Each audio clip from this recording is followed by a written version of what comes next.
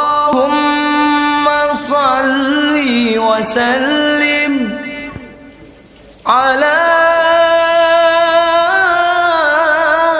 سيدنا محمد وعلى آل سيدنا محمد.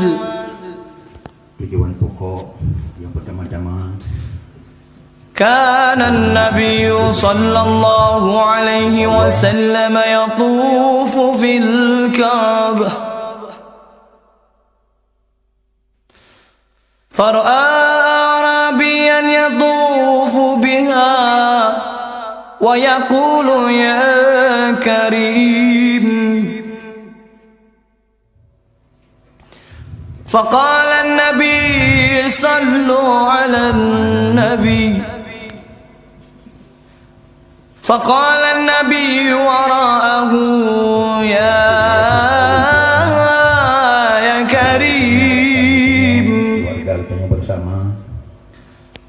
فانتقل الأعرابي إلى الركن الثاني وقال يا كريم، فقال النبي، فقال الحبيب وراءه يا كريم.